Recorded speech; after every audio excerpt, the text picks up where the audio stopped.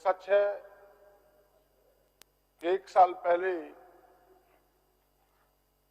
जब सरकार बनी, गठबंधन की सरकार आदरणीय हेमंत जी के नेतृत्व में, तो परिस्थितियां बड़ी विकट थी, विषम थी और विपरीत थी। इसमें कहीं दो राय नहीं है और बड़े दावे के साथ कह सकता हूं कि इन 20 वर्षों में पहली बार किसी सरकार के बनने के बाद इतनी विकट परिस्थिति सामने आई। पिछली सरकारों ने जिस प्रकार से खजाने को खाली कर दिया था, अपने भी लूटा, दोनों हाथ से लुटवाया, कई जांच अभी चल रहे और खजाने किस स्थिति में है, जनता जवाब मांगती थी। काम विकास के बंद थे, लाल बत्ती जल चुकी थी सरकार की। सरकार को काम के विरुद्ध पेमेंट के लिए पत्र लिखना पड़ा कि भाई पेमेंट बंद रहेगा। फिर सरकार ने एक श्वेत पत्र जारी किया। ये पहली स्थिति आई हमें लगता है कि 20 वर्षों में कि सरकार को अपने खजाने के बारे में जनता को बताने के लिए श्वेत पत्र जारी करना पड़ा। इस विकट स्थिति की जायजा आप इसी से समझ सकते हैं अध्यक्ष महोदय। और उस विकट परिस्थिति में जो मैंने श्वेत पत्र देखा था, जो मुझे जानकारी है कि पिछली सरकार ने इस प्रकार से लुटाया था कि 21,000 करोड़ तो केवल बिजली विभाग की देनदारी थी। ये छोटी मोटी देनदारी नहीं थी, एक विभाग की देनदारी 21,000 करोड़ थी अध्यक्ष महोदय। और वो केवल एक विभाग की बात आप मत कीजिए अध्यक्ष महोदय। और ऐसे समय में जब बिजली की 21,000 की देनदारी हो, अभी एक सदस्य ने उठाया, और वैसे समय में फिर जो भारत सरकार के लोक उपक्रम डीबीसी जैसे लोक उपक्रम का सरकार पर दबाव कि पैसा दो ना तो बिजली कट जाएगी, बीच में बिजली कटी भी। मैं इसलिए इस परिस्थिति का जिक्र कर रहा हूं अध्यक्ष महोदय।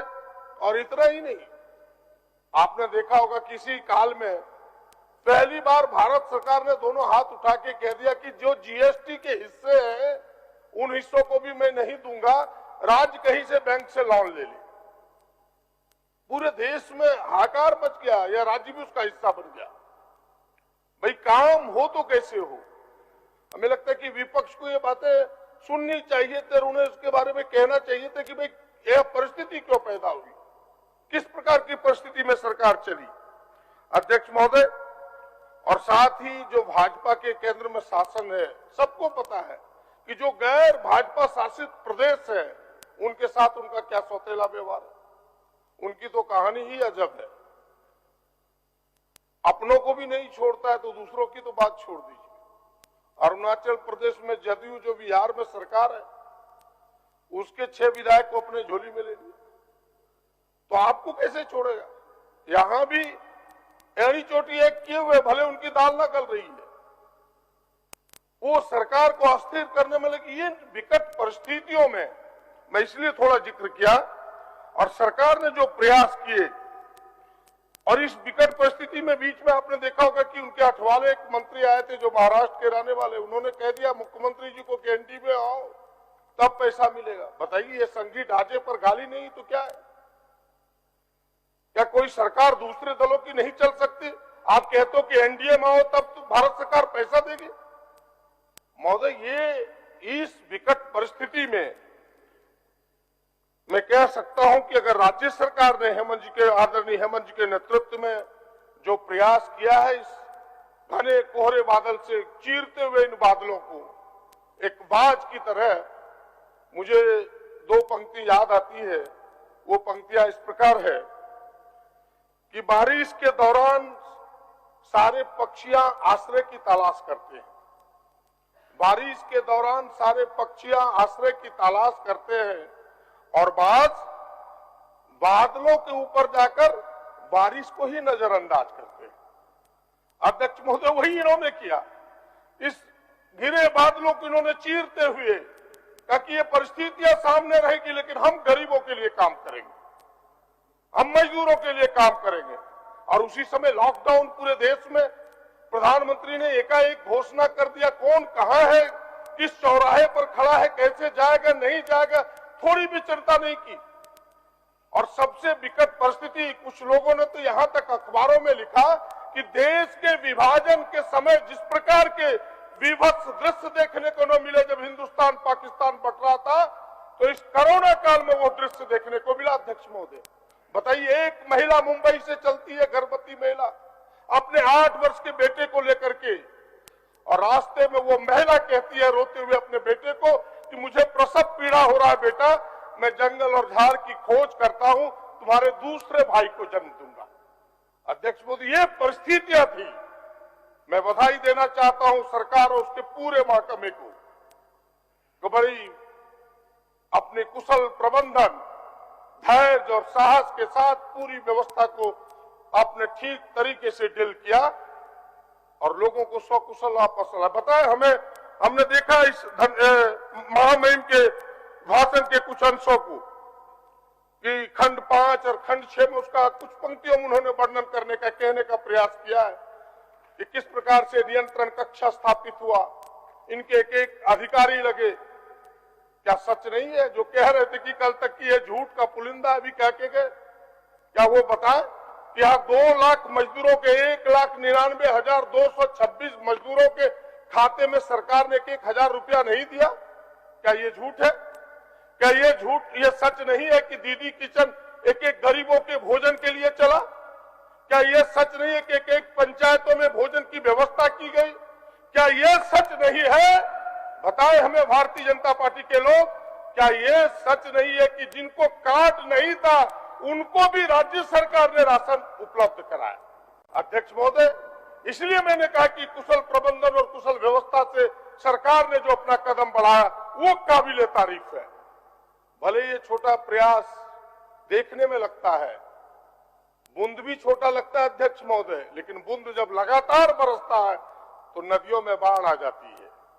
ये प्रयास छोटे जरूर है, लेकिन ये प्रयास उसी तरह से बाढ़ और उफान ला दिया गरीबों में, इसलिए इन्हें थोड़ी जलन होती है। अध्यक्ष महोदय, मैं बहुत कुछ ना कहते हुए मैं केवल सरकार के सामने जो परिस्थितियां थी, एक वो भी कि सरकार अभी प्रयास कर रही है। कह रहे कि अभी जो सुबह बात चली थी कि नियोजन नीति की, भाई इतनी चीजों को पेचीदा बना दिया है पिछली सरकार ने।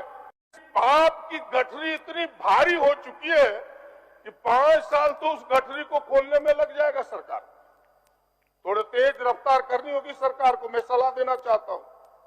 उनके पाप इतने गहरे हैं कि आपको हाई पावर डिटर्जेंट लगाना होगा, नहीं तो पाप नहीं धुलेगा। हेमंत बाबू, बता देता हूं, जिस प्रकार से नियोजन नीति को उन्होंने उलझाया, जिस समय नियोजन नीति लागू था, मैं उस विधानसभा में पहला व्यक्ति था अध्यक्ष महोदय, हमने खड़ा होकर कहा था कि यह हाईकोर्ट में टिकेगा नहीं, आप लोगों को बहला रहे, फुसला रहे, और सच यही हुआ। वो बहलाने फुसलाने का नियोजन नीति था, वो सच में झारखंडियों के हक में नहीं था। अगर झारखंडियों के हक में होता तो आज हाई कोर्ट भी मुहर लगाती, सुप्रीम कोर्ट भी मुहर लगाती। और मैं कहूंगा कि भाई नियोजन नीति आपने वापस लिया है, मुझे उससे ऐतराज नहीं है, लेकिन जल्दी झारखंडियों के हित में नियोजन नीति इस राज्य में लागू हो, ये मैं आग्रह पूर्वक कहना चाहूंगा, जो झारखंडियों के हित में, आदिवासी दलित मूलवासियों के हित में हो। अध्यक्ष महोदय, मैं कह रहा था कि एक चीजों को उलझा के रख दिया। आप देखिए, हाई स्कूल की बहाली 2016 में प्रारंभ हुआ, अब तक खाता वही चल रहा है, कब खत्म होगा पता नहीं। दरोगा की बहाली 5 बरस पहले शुरू हुआ, अब तक बहाली खत्म नहीं हुआ। एक एक चीजों को उलझा के रखा है, जिसकी बात ये जल्दीबाजी में ढोल पीटने का तरीका। अभी हम अगर यस बोलेंगे तो पत्रकार महोदय को वहां नो सुनाई पड़ेगा, ये भी जल्दीबाजी के कारण ही है। जल्दी उद्घाटन कराना है, पीएम मोदी से कराना है, चलो विधानसभा का उद्घाटन कर दो।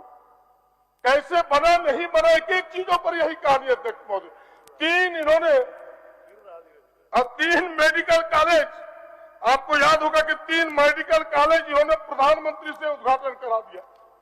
दुमका, पलामू और हजारीबाग। अध्यक्ष महोदय, तीनों मेडिकल कॉलेज का क्या हुआ आज? हर उसके परिणाम क्या है? आज छात्र भुगत रहे हैं। अब कह दिया, सुप्रीम कोर्ट ने भी कह दिया कि उस समय 2019 में सरकार के अधिकारियों ने जो हलफनामा दायर किया था वो गलत था, यानी लोगों कोर्ट को भी झांसे में रख दिया उन्होंने। अध्यक्ष महोदय, आज उसके परिणाम हुए कि अब उसमें एडमिशन नहीं होगा, और उसमें वाहवाही लूट रहे थे कि हम 3 मेडिकल कॉलेज कर दिए। इसलिए मैं एक चीजों को कह रहा हूं कि इनके एक चीज उलझा हुआ। अध्यक्ष महोदय, हमको आरजेडी का भी एक पत्र आया कि नहीं, आपको मैं समर्थन कर रहा हूं, अपनी बात कह दीजिए मेरे बदले में, इसलिए उनका भी समय, क्या मंत्री जी उन्होंने भी कहा, इसलिए उनका भी समय ले रहा हूं, थोड़ा सा समय। हाँ, बस थोड़ा 2-3 मिनट दीजिए, कुछ चीजें कहना चाहता हूं। आपने देखा होगा अध्यक्ष महोदय कि जेपीएससी किस तरह से उलझा के रखा जेपीएससी को, और आज भी उलझा हुआ है। आज इस सरकार ने एक नियमावली बनाई, लेकिन मेरा आग्रह होगा कि अभी वो अपने आप में पूर्ण नहीं है, थोड़ा और आपको देखना होगा उसमें, और थोड़ी उसमें त्रुटि है, उसको भी सुधार करना होगा, क्योंकि आज भी वो उसमें संपूर्णता नहीं पाई है। अध्यक्ष महोदय, इसलिए मैंने कहा कि चीजों को किस तरह से एसपीटी सीएनटी को, उसी में 2 वर्षों तक राज उलझता रह गया, एक चीजों में राज उलझता रह गया।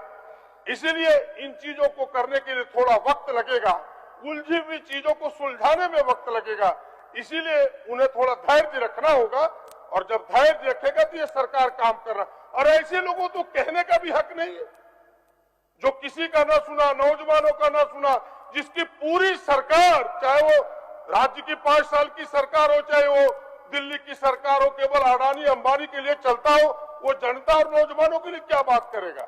हमें बता। आज जो बात अभी कह रहे थे इरफान साहब कि भाई 70 दिन से अधिक हो गए, 80 दिन से अधिक हो गए, लोग किसान आंदोलन पर डटे हुए, केवल इतनी ही मांग है कि भाई इस बिल पर विचार, इस कानून पर विचार करो, इन्हें वापस लो। उनकी नहीं सुनता तो हमारी क्या सुनेगा? उन्हें कहने का क्या हक है? अध्यक्ष महोदय, मैं बधाई देता हूं राज्य सरकार को कि भाई आपने जो छोटे छोटे प्रयास किए हैं, जो चुनाव के समय आपने कहा था कर्जे माफी, जिसकी चर्चा भी काफी हो चुकी है, उसमें कर्जे की माफी की, लेकिन उसके साथ एक सुझाव भी देना चाहूंगा। कर्जा माफी में जो दिक्कतें सामने आ रही है वो ये है कि आपने कर्जा माफी कर दिया, एनपीए की माफी नहीं है। लोग समझ नहीं पा रहे कि क्या एनपीए, क्या एलपीए, क्या एसएफपीए। आप इन चीजों को थोड़ा स्पष्ट कीजिए, लोगों के सामने एक कठिनाइयां आ रही है। एक परिवार के एक सदस्य की आप माफी कर रहे हैं, फिर कई पेज है उसमें, कहते राशन कार्ड नहीं है।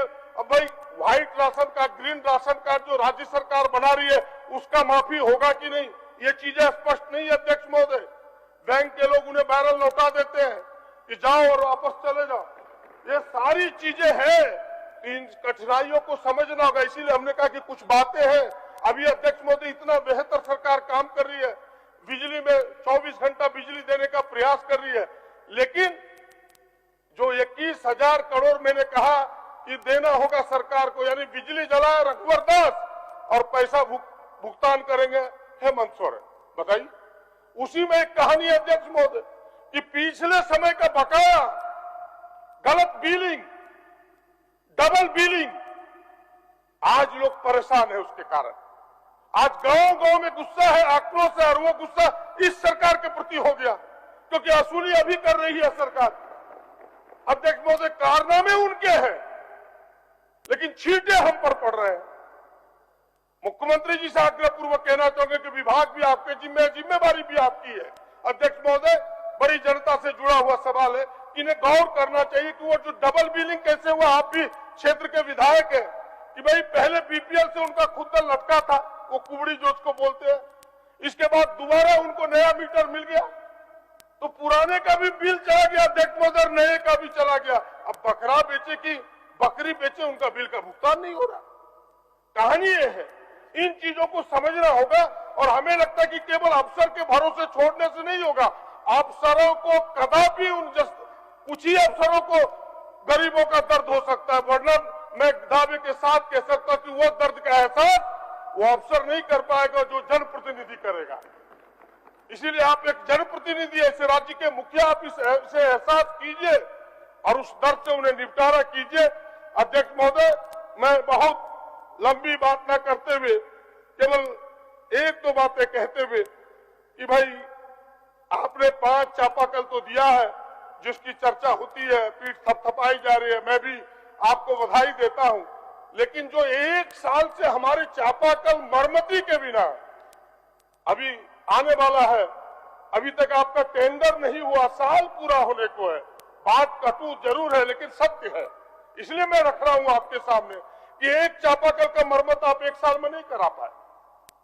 सच यही है। पैसा आपको भी आवंटित हुआ, आपके अफसर अब तक गिन ही रहे कितना मिला, नहीं मिला, कब करेंगे, कौन करेंगे, नहीं करेंगे। भाई इसको तो विद इन 7 डेज 7 दिनों के अंदर टेंडर कराइए और 15 दिनों के अंदर सारे चापाकलों की मरम्मति करा के फिनिश कीजिए। काम तो ये होनी चाहिए। इस प्रकार से आपका मान्य सदस्य कंक्लूड कर रहा हूँ। थोड़ी बात कहते हुए, जो बातें आपने कही थी, आप भी खुद उसमें भागीदार थे, सरकार भी भागीदार है। सरकार प्रयास कर रही है अनुबंध कर्मियों का, चाहे पारा टीचर हो, चाहे नौजवानों के, चाहे वो सेवा किसी क्षेत्र में हो, चाहे आप देख लीजिए मेडिकल के क्षेत्र में नर्सेस हो, चाहे किसी के हो, जिन अनुबंध कर्मियों को नियमित या उन्हें विशेष सुविधा देने की आपने बात कही थी, उनमें उकताहट है। धीरे धीरे उनमें भी आक्रोश पनप रहा है। वो आक्रोश ना पनपे, आप पर विश्वास है, इसलिए अब तक सड़क पर लोग नहीं उतरे हैं। ये विश्वास ना टूटे सरकार के प्रति, जो विश्वास नौजवानों ने चुनाव के समय झूम झूम करके वोट दिया आपको, यह विश्वास आगे भी कायम रहे। इसका जल्दी समाधान कीजिए, जो करना है। ये मेरा आपसे विनती होगा, ये मेरा आग्रह होगा। और बीत रहित शिक्षा नीति, यह जो कोड बना हुआ है वर्षों से, यह भी समाप्त होना चाहिए। अभी अल्पसंख्यक विद्यालय में के बारे में थोड़ी चर्चा हुई है कि आपने करने का प्रयास किया है। मुझे विश्वास है कि आप अच्छे ढंग से काम कर रहे हैं, हम सबका पूरा सहयोग है। आप उनकी परवाह मत कीजिए। भाई ये चीजें वो उठाते रहेंगे, उनका काम है। आपको अड़चन डालना, मुश्किलें आती रहेगी, लेकिन आप संकल्पित व्यक्ति की तरह आगे बढ़िए। और संकल्प के सामने कोई मुश्किल टिकता नहीं। मैं यही कहूंगा अंत में, यही जज्बा रहा तो मुश्किलों का हल निकलेगा। यही जज्बा रहा तो मुश्किलों का हल निकलेगा। जमीन बंजर हुई तो क्या यही जल निकलेगा। यही जज्बा रहा तो मुश्किलों का हल निकलेगा। बंजर रही भूमि तो क्या यही जल निकलेगा। ना मायूस ना घबरा अंधेरों से साथी, ना मायूस ना घबरा अंधेरों से साथी, इन्हीं रातों के दामन से तो सुबह कल निकलेगा। धन्यवाद, नमस्कार, जोहार।